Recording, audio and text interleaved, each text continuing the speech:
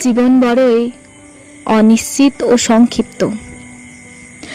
জীবনের এত পরিকল্পনা অল্প কিছু সময়ের মধ্যে শেষ। আমরা কেউ কখনো বলতে পারবো না আমাদের পরবর্তী সময়টা কেমন কাটবে।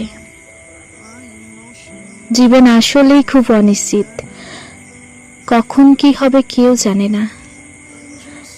আমরা যত পরিকল্পনা করি না কেন, সময়ের স্রোত সব বদলে দিতে পারে এক মুহূর্তেই। এক মুহূর্তে সবকিছু ঠিকঠাক মনে হতে পারে, পরের মুহূর্তে হঠাৎ কোনো ঘটনা আমাদের পুরো জীবন পাল্টে দিতে পারে। এই অনিশ্চয়তাই হয়তো জীবনকে রহস্যময় করে তোলে। কেউ জানে না আগামীকাল কি অপেক্ষা করছে, সুখ না দুঃখ। তবে কি জীবন অর্থহীন?